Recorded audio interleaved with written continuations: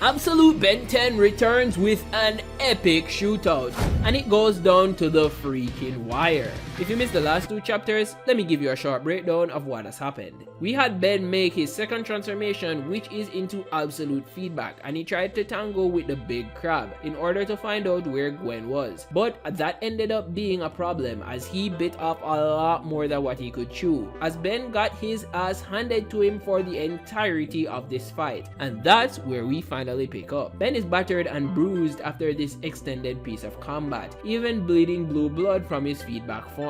At this point, he has realized that he has hit a wall, and he asks Kraab to show him where Gwen is and offers to give up the watch to him instead. Kraab says how nice of him to comply, and then clobbers Ben some more. This guy is so freaking vicious. He sends Buddy flying, and also says that regardless of anything, he isn't able to just kill Ben. He mentions that the reason for this is that the watch has already bonded with him, and he can't just take it off, so Ben is required to come with him alive. This is kinda crazy because Ben only just got the watch, so the fact that it has already bonded to him this quickly is insane. The thing that's also crazy is the implication that the watch could actually lose function if Ben dies here, so it's something to really take into consideration. Ben asks Kraab if he can't just take it off, but Kraab goes in and shatters his ribcage and then says this: "Did you not hear what I just said? The Omnitrix has bonded to you. Removing it is practically impossible." So Kraab doubles down on the fact that the Omnitrix won't just slide off his hand with elbow grease and butter.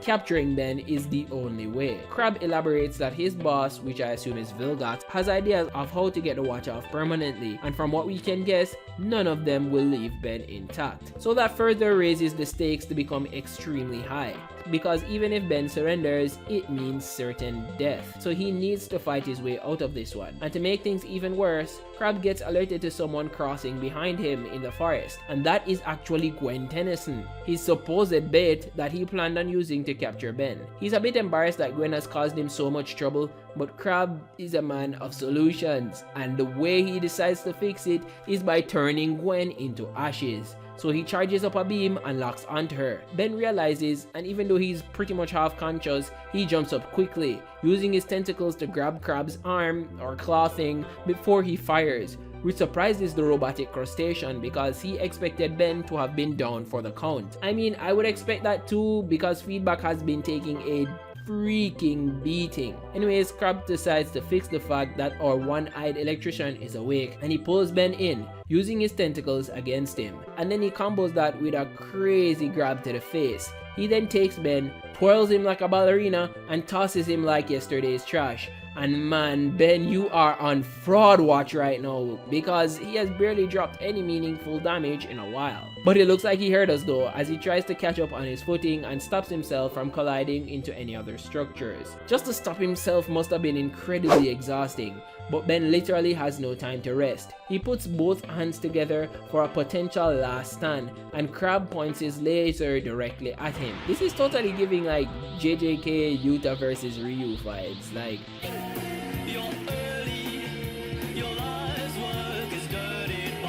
both of them are about to have the final beam struggle fight, and Kraab fires first. This is his biggest beam so far, and I mean, didn't this guy just say he doesn't want to kill Ben? You can tell that he's getting carried away. Anyways, he fires this just the same, and it's huge, but Ben decides to stand his ground. He's not backing down, and he absorbs the entire thing. Ben completely locks in and now has taken in the entire blast, and he's smiling because he has the advantage. Ben has the high ground, and he lets loose with a humongous blast. Kraab has literally no counter move, so he just tanks the blue beam and literally melts and drops dead. A pretty solid last minute victory for Ben. His fraud status is officially revoked. He is cooking. He times out right after the blast. He is still super tired, but a thing to notice is that after Ben returns to normal, none of the damage that he took in combat shows up on him, which is a bit strange. I think that's super duper interesting. It's a lot more reminiscent of the classic Omnitrix instead of the recalibrated watch that he got in Alien Force, which would have had damage reflected on Ben's face or something. Think back to Ben 10 Returns Part 2 with this scene here. Humongousaur skinned his knee.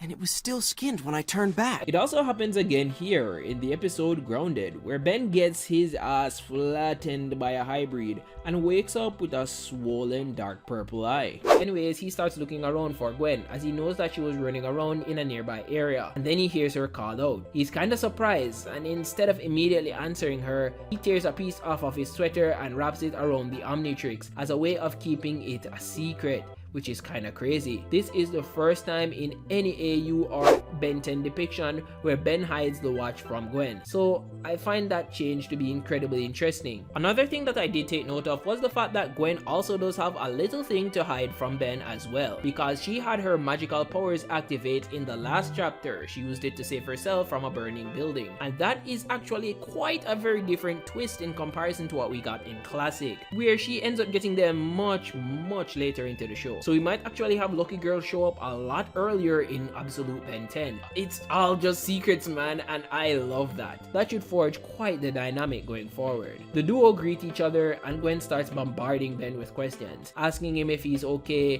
what happened to his arm, and if he was even attacked by Kraab. Of course, Ben deflects that and says that he's completely fine.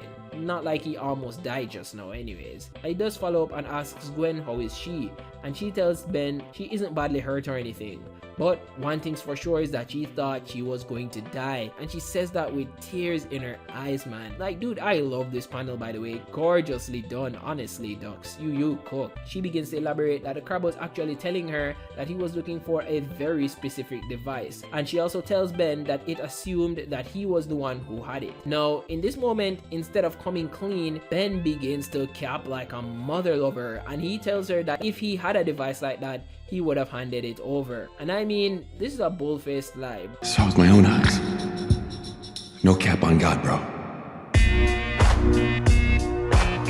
But Ben commits to the cap and denies any involvement in any of this strange business. He then decides to redirect their attention to the burnt metallic husk that is left, and he says that he can't imagine anyone getting up from that, which Gwen agrees to. I mean, if I were Gwen, I would really be asking who put this thing out of its misery, because to solo that big old robo crab couldn't have been done by some police sheriff with a Glock. So quite strange, but I guess she doesn't care that much, so I'll blame it on the adrenaline and the tears. After that, Ben and Gwen make their way back to camp, finally, but then sort of continues looking back on the wreckage of the crab machine, sort of concerned as if he's worried that it isn't over. But he changes his gaze and continues back to camp.